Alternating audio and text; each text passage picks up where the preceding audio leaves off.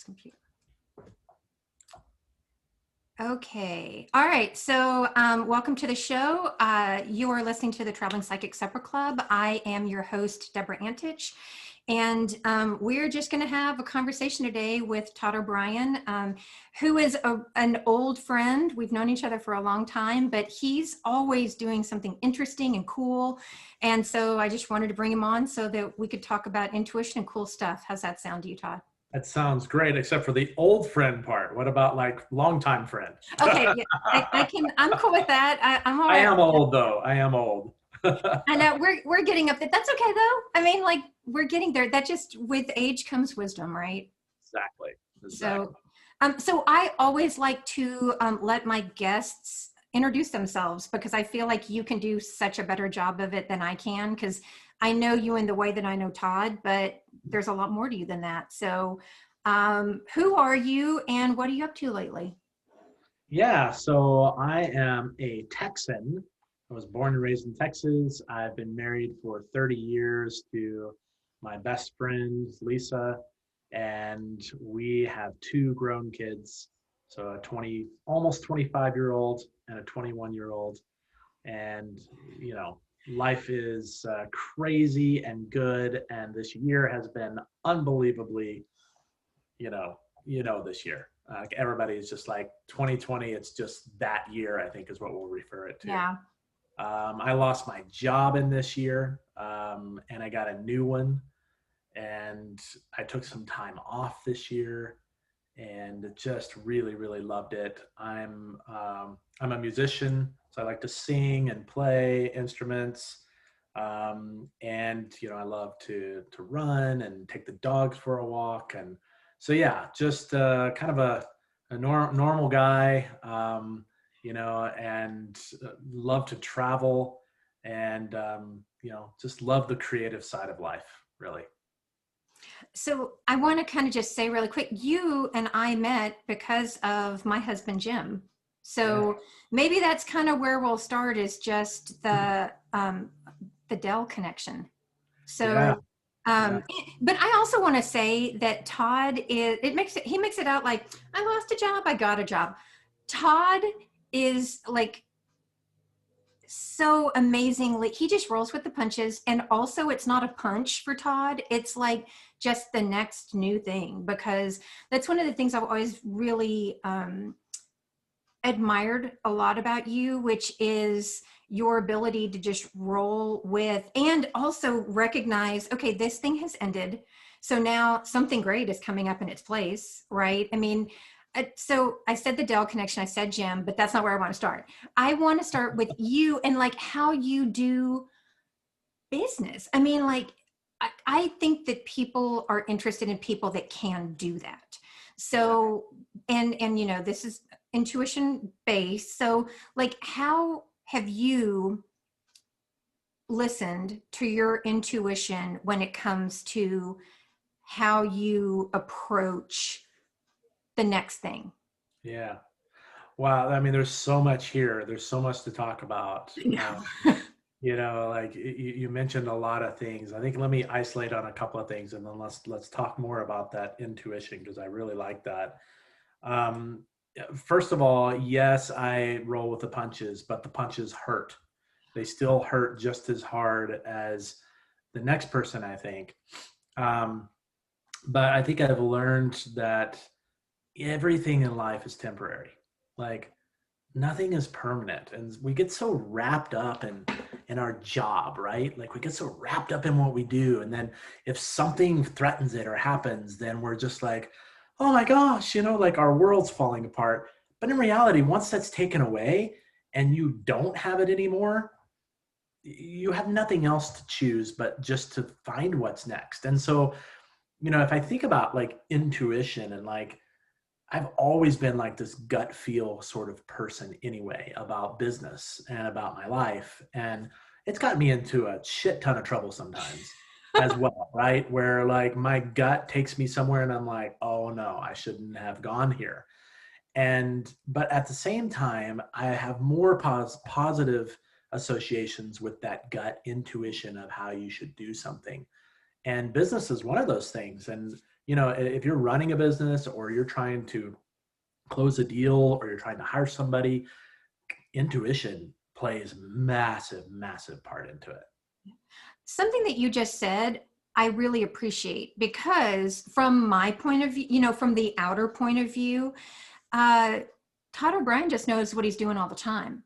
You know what I mean? Like, and that is that misperception, right? Of, oh, well, oh, Todd has all the answers. Todd, or, to be the person, I'm sure in business that have said, oh man, like, I wish I could do what that guy does. But in actuality, I think really a big takeaway is the punches do hurt.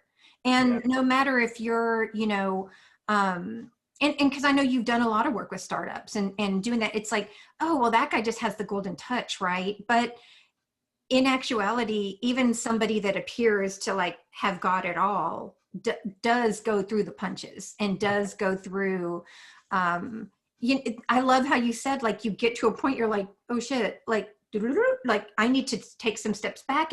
But I think one of the things that I have been talking about a lot lately is that if you look at life as something that is an experience, right? Not a competition, and not a, where, oh, well, this person is doing things this way. Like, oh, I should, being down on yourself because you're not doing it the way someone else is doing it.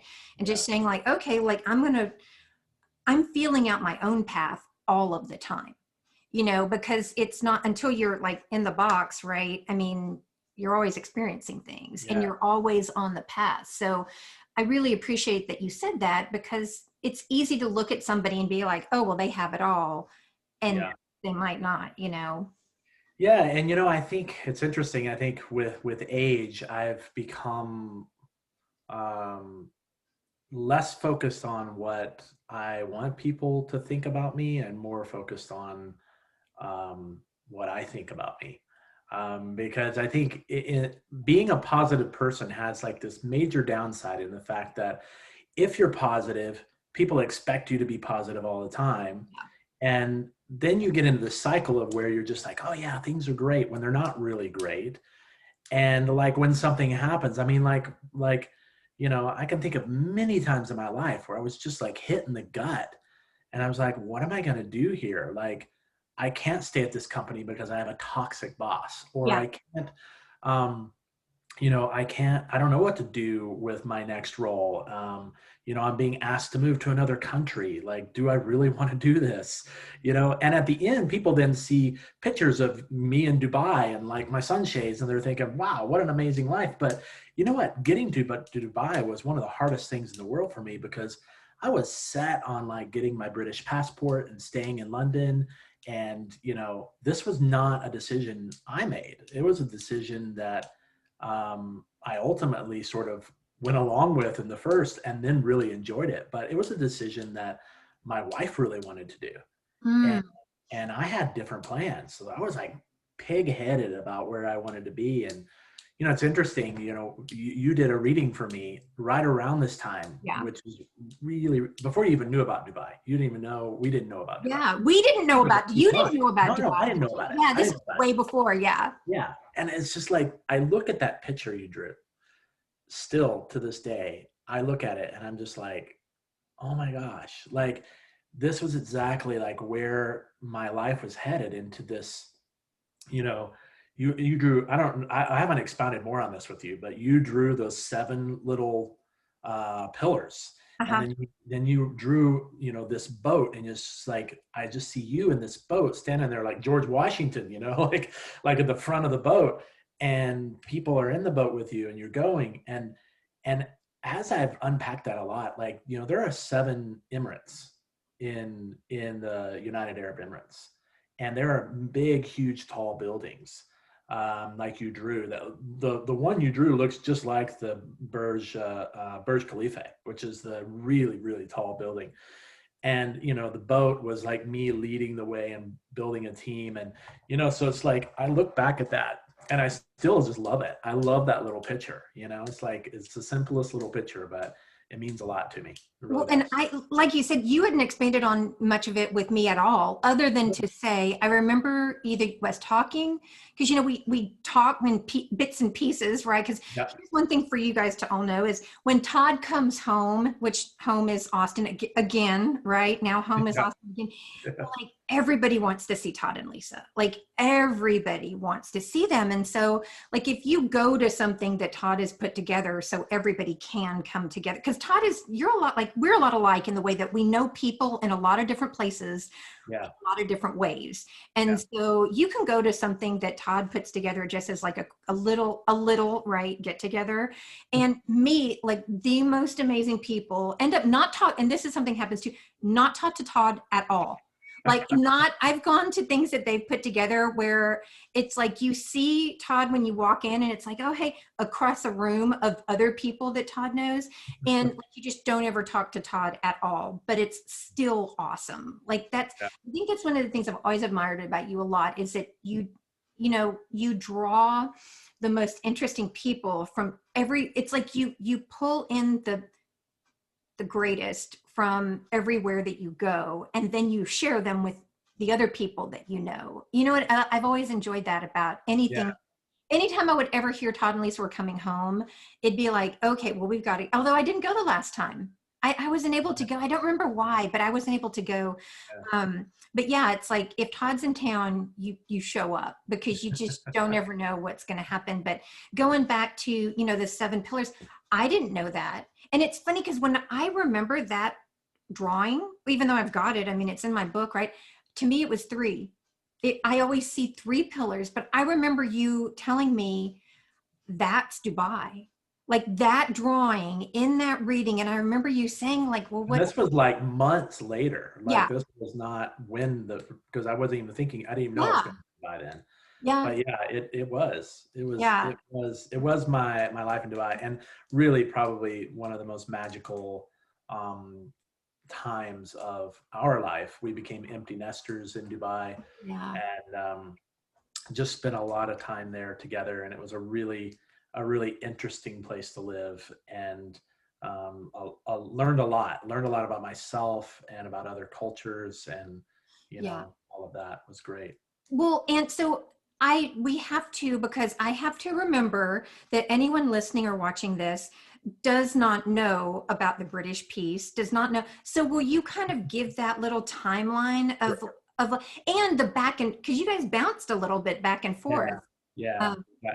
It started in 2008 when I had kind of come to a natural ending at a role that I was doing at Dell, which is where I met Jim. yeah. We were actually in the same department about the time we left the first time, and so we were working together at Dell, and I was doing this job, and the job sort of abruptly ended because Dell decided to pull a product that I was actually marketing to help get out into the market.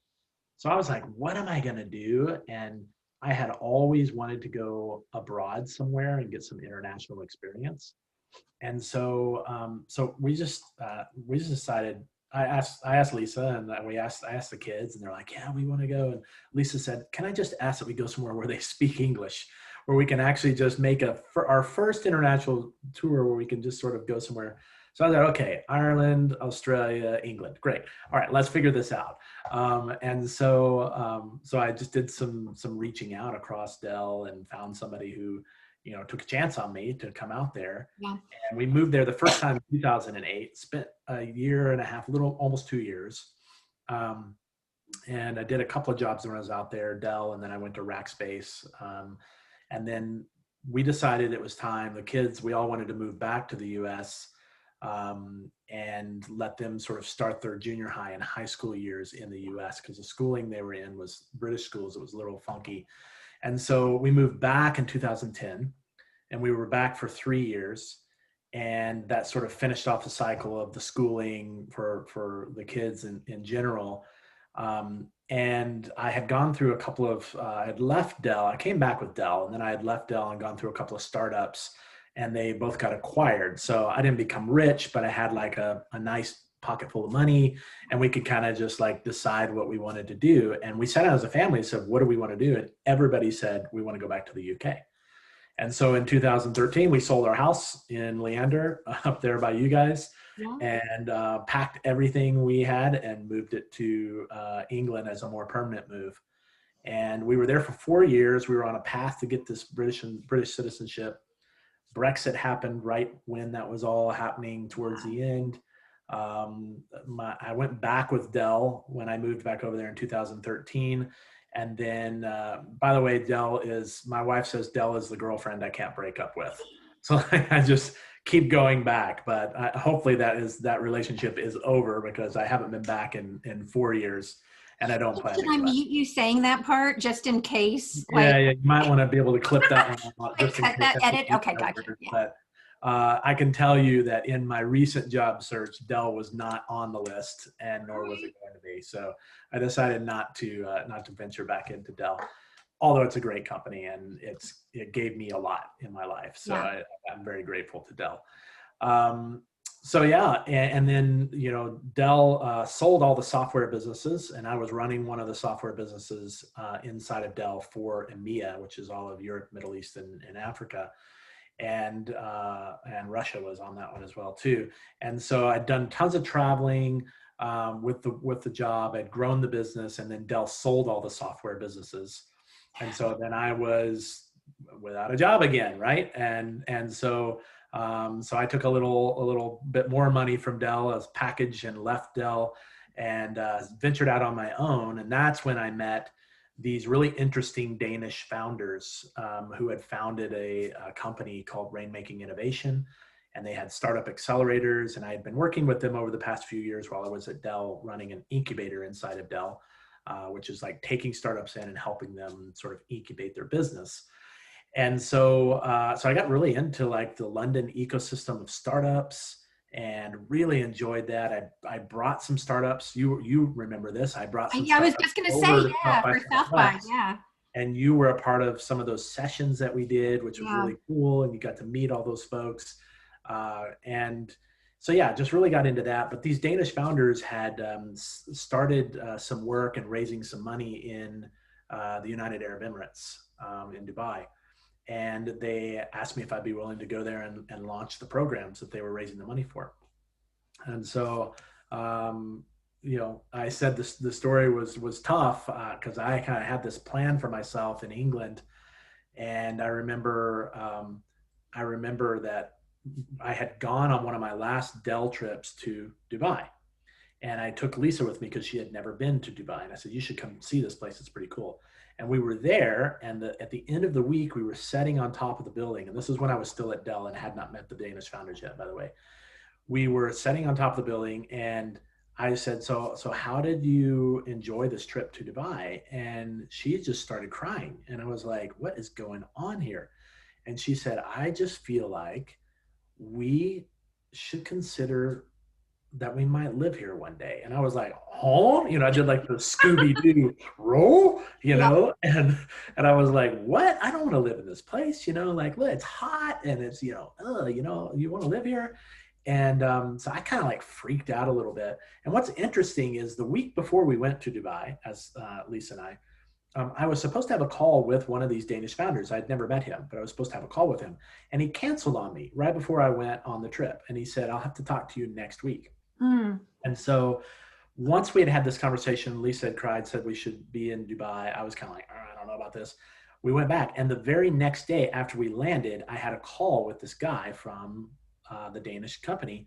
And I'm on the call with him, and I was talking to him about something in London, doing business about something in London. Mm-hmm. Out of the blue, he goes, Todd, have you ever thought about moving to Dubai? And I was like, again, the same reaction. And I got off the phone, and I can remember it like it's like an out of body experience. I remember like hanging up the phone, walking out to the loft, looking down at Lisa in the little garden room in England. And I just said, you are not going to believe the conversation I just had. I just talked to this guy, and he actually asked me if I'd be interested in moving to Dubai. And she was then like, oh, And so we were like, oh my gosh, what is going on here? So then it just like, over time, I fought it, but over time I was just like, this is too aligned. And again, back to the intuition, it is too aligned and it's too important to ignore. and we moved there, and it was one of the greatest experiences of our lives. So kind of a long story, but I think it's interesting to know the background in it. Yeah, well, and so like I had 7 or 8 questions come up while you were talking, but one of the things that's interesting is because this happens with me a lot with readings. Someone will reach out to for a reading and then it'll get canceled, for whatever reason, them, my side, their side. And then I'll have this feeling of something needs to happen before we talk. And I've said that, like kind of to myself, but then, it something has to happen before the next piece of information, like something has to drop, right? And Yeah. so that's interesting what you said about you were supposed to talk to the guy and then you went. It's like that, even though it's like, oh well, maybe this thing isn't going to happen now, but something like you needed to be in Dubai. And it's interesting, I was just having a conversation before us talking now about sometimes something needs to happen um, that makes it the right thing. So like if he had canceled, you guys hadn't gone to Dubai, like that might not, that alignment, but it's It's so like a sliding doors thing, yeah, it is. And Little sliding doors. my friend Carrie calls it courting. Like, right, you're courted together by different things that have, but way further back. Like Yeah. this started and like our reading was before that, even, right? I mean, Yeah. I Oh, yeah. didn't know anything. I mean, not that you told me It everything, was but months before that. yeah. Yeah. And so even that piece was connected to the Danish guy and then Dubai. And I'll tell you, Lisa, and I know Lisa too. I mean, I almost feel like I used to know her a lot better, but now I feel like I know you better. But I mean, she's an amazing manifester too. I mean, I know in a completely separate way, Yeah. but two manifestors together in a relationship is like gangbusters, right? I mean, but I mean, she overrode you. Yeah. But you know what? And we've seen this. I think we've seen this over the last few years that she like sees things like 6 months Yeah. before it's ever really come to fruition. And then later I'm just like, oh, you said that 6 months ago and you were right about that. Now I see that. And she's like, yeah. So like, it's like one of those things where I think she has to not hold her tongue, but sometimes she has to just like say what she's going to say and just leave Yeah. it because she knows she's 6 months or a year ahead of what something's actually going to happen.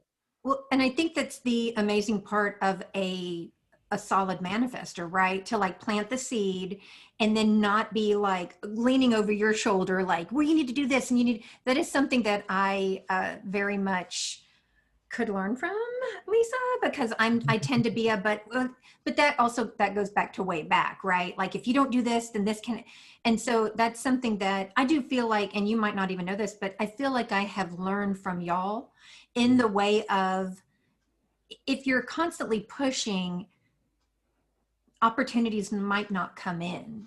If you're constantly, and even the fact that you were saying, you had this idea of like, well, no, England is, the British thing that's supposed to be, and then her just being like, no, I'm gonna sit back. And if she'd been pushing, you might have been resistant to the whole Danish thing, right? Or, if she had heard that the reading was related to Dubai in some way, she might have been like, oh, but here's all these pieces stacking up. But to be able to just be like, no, here's the thing, I'm going to lean back a little bit. Like that is a great skill to have. Yeah. That is I really, typically have to run into the brick wall before I admit it's there. well, but also, and when you were saying, going along together, like what I was kind of seeing in my head was alignment, right? Like the being able to, and for the other person to step forward a little bit.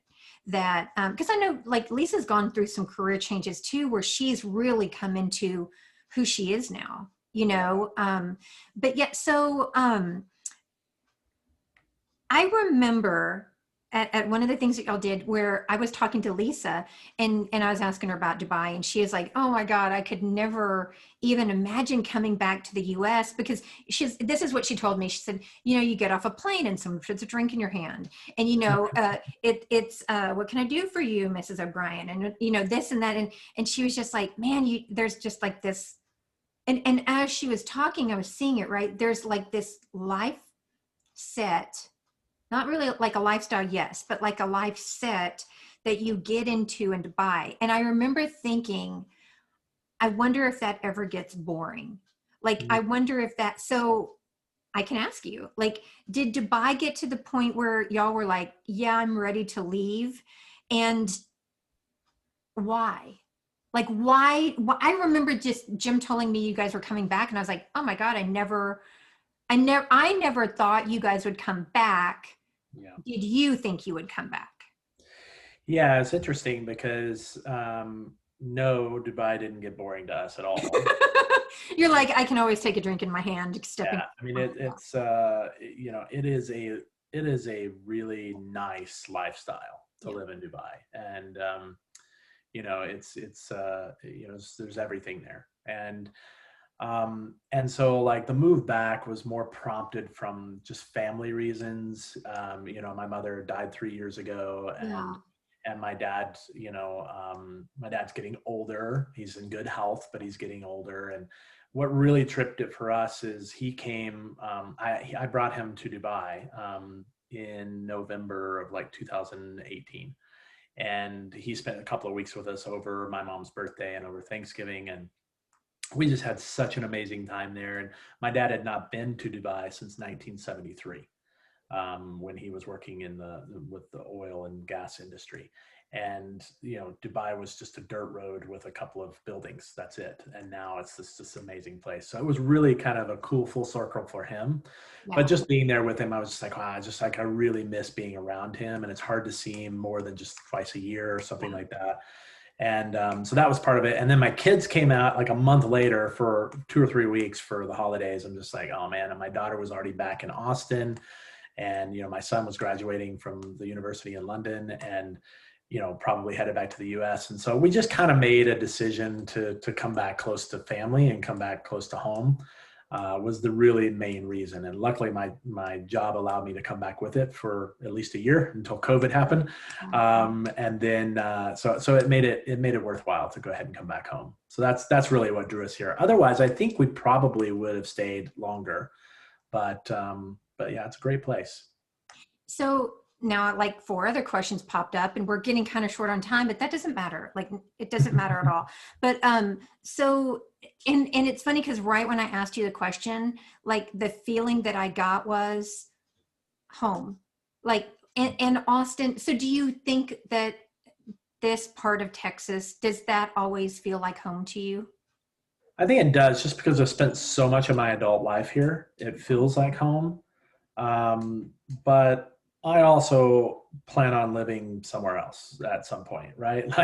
I'm not gonna die and retire in Austin, right? That's just probably not the Yeah. case. But for now, in this point in our life, it's where we are, and it does feel like the most home part of the United States. If I say I'm coming home, it feels like Austin. Yeah, that's what me and Alex, we just went up to Dallas. And it's funny because when I'm going up there, I always call Dallas home, right? And it's like, I'm going home. But then when I get in the car to come back to Austin, like to Leander, which is, to me, that's home now. But it's funny, when I'm going to Dallas, I call it home. But when I'm getting in the car to come back, this is, it just, and, because, Multiple homes, right? well, and that's an I feel that way about London when I go home. yeah. It feels like home to me. So Yeah, well, and that was what was kind of coming up in my mind to ask you about, was like, and I think that is, going, because we have to speak to COVID for a second, right? But is that is really what has, what I'm seeing is like a ball dropping on the ground and almost shattering, and like, but in a good way, where pieces fly everywhere. Because I do think that once this is done, we will be much more mobile. And I know a lot of people that are already more mobile, that are going and staying in different places, and that have put all their stuff in storage, either like at their parents' house or a little storage place, and they're mobile. And it's interesting because I started seeing that a long time ago, and I was like, what's going to happen to create that opportunity? And then COVID happened, and I'm like, this is it. Nothing, and everybody says they want everything to go back to normal, but nothing will be normal after this. Even once there is, whatever, a vaccine or the immunity gets high enough, because something else will come along, right? Like somebody was asking me, is COVID is COVID the thing that you were seeing? And I was like, no, dude, not even close. Like COVID is like the iceberg that is, 20 feet or 50 feet under the water. Like that's the tip of the iceberg. We're not even at the surface yet. So like there is more, but I think that it's also, um, if people are in the mindset to see it, it creates an opportunity, right? And that is in no way saying, because I know that there's a lot of people that are really struggling right now. And that's not saying, oh, well, you're not in the mindset, you won't see it. I think that for the people that are struggling, there are good things to come after the struggle. Kind of like you were talking about at the beginning, right? Like hitting and having to hit the wall. I feel like collectively the planet has had to hit a wall. Yeah. And there are places where, because what I'm seeing is kind of a dam, but there's places where it breaks, right? And then you're able to kind of flow through into something new. So I want to ask you about your new company, but the thing I want to ask you in relation to what we're just talking about is, how do people do it? I mean, there is a first step, right? Where you're like, okay, this is the plan, this is what we're doing, even though it will change down the line. But how do people take that first step? You mean like to move into something Yeah, new? like no matter if it's a job, or really what I was talking about is like out of the country, or, and I kind of feel like I might know the answer, but I want to hear what your thoughts are. Yeah. I've talked to a lot of people who want to try to move abroad or move out of the country, and um, it's not easy. Like it's very difficult to do that. And I think the first step is to talk to somebody who's done it, Yeah. because they really have like some insights as to, oh, this is what happened when I moved, and be careful of this and watch out for this. If you're moving with a company, it's a larger company, most of them have little programs that can help you with that move. But if people are just trying to like do that on their own, I mean, the first step I think is to talk to somebody about it who's done it. And then it's just to figure out how you can live in a certain location you want to go to. Because do you need a job? Do you need a certain type of visa? Do you need whatever? And then the other thing I would say is go on a trial run. Like go spend a month in that country and decide whether you really want to live there or not. Because too many people go with illusions of grandeur, and they move and then they're just completely depressed, and they really struggle in that new environment. So I'd say test it a little bit, kind of like you do as an entrepreneur with products, right? You test them a little bit, and you see what the audience says, and you see how things are taken. Do that with your own life a little bit too, like prototype your, now they have these things like where you can go live and work abroad in different countries. Like these are real things right now. So go test that for a while first and see if it's something you really want to do. That would be my advice anyway. Okay, good. That's perfect, because I was looking for three things and you told me three things. But also, I remember you guys even years before that. Like I remember when y'all rented the RV and just traveled in that. Like I feel like you were even test running or test driving it even back then. Yeah. Yeah. Just like I always look at it as like dipping your toe in the water, and Mm, then stick, like when you're getting into a cold pool, yep. like get just a little bit at a time. Okay, so since you mentioned entrepreneurs, I would love it if you would talk about the company that that you have moved into now. Like, what is that all about? Yeah. So this company was founded about 8 years ago by a couple of scientists out of the University of Santa Barbara. And they, you know, the founder was driving on a road trip every week. He was going to this lab, and he kept passing all these fields and fields and fields of citrus and avocados, and he was listening to like a podcast or something on how the world is going hungry. And he just said, this is amazing that we have this access to so much food and we waste so much food.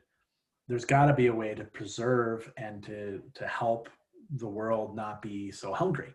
This was kind of his initial thought.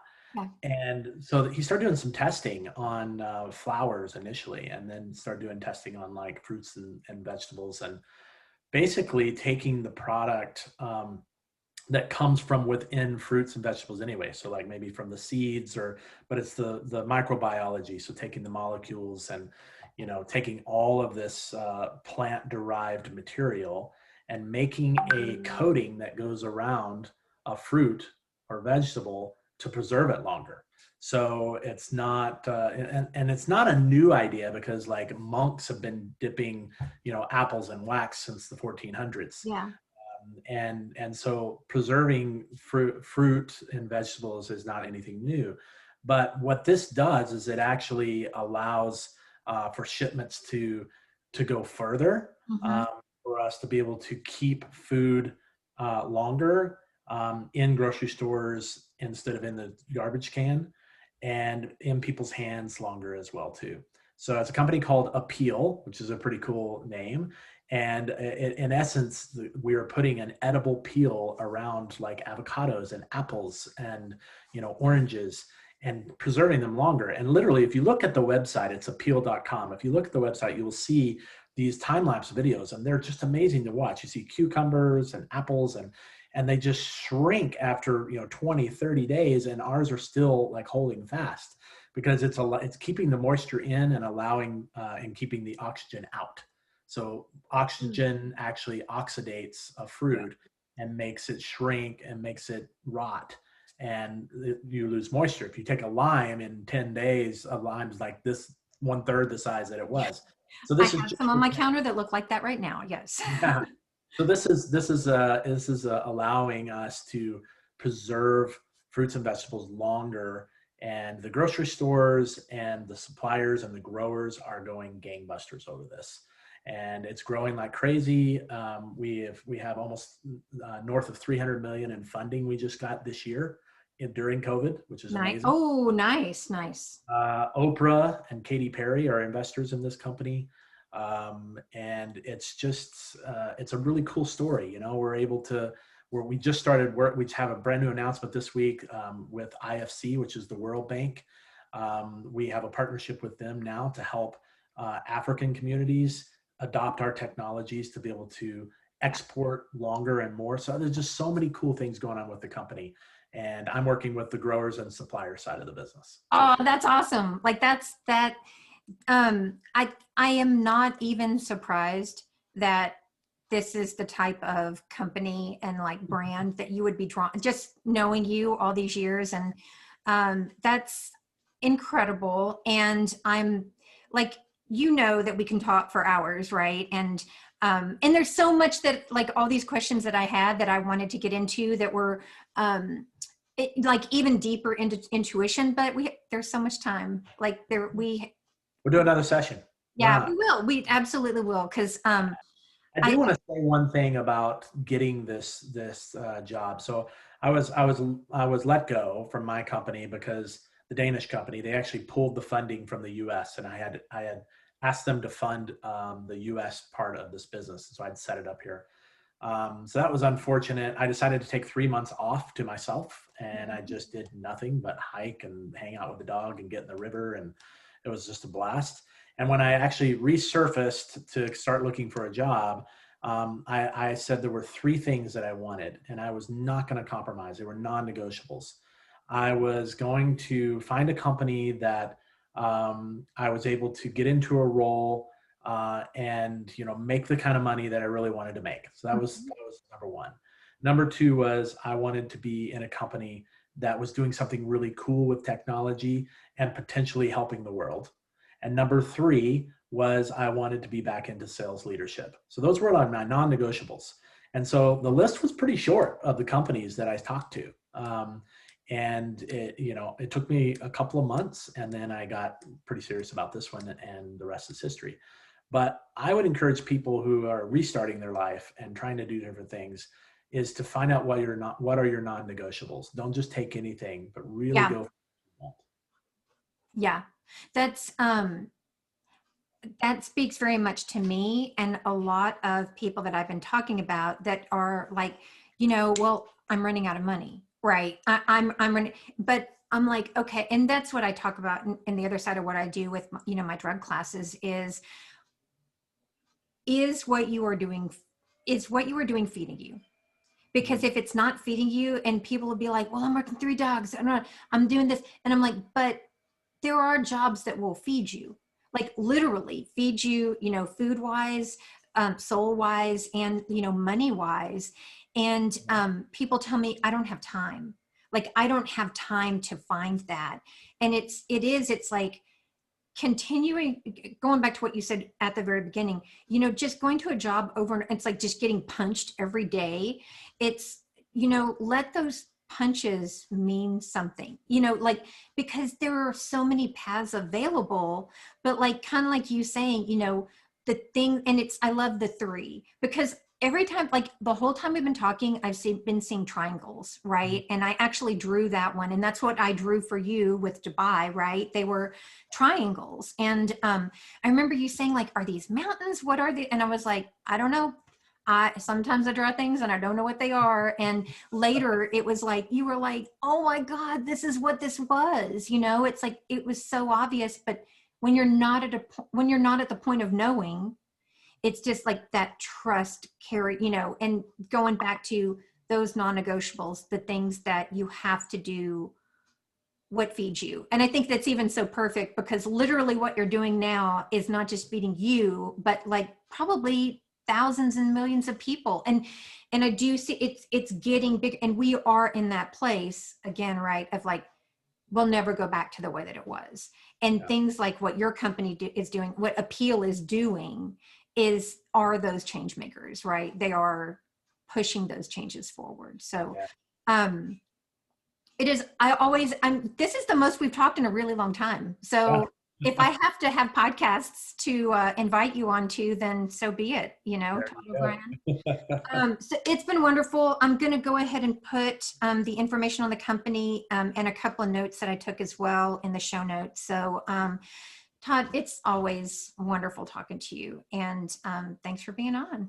All right. Thanks so much. All right. Well, as usual, thanks for joining us, and thanks for taking your seat at the table. And until next time, take care of yourselves.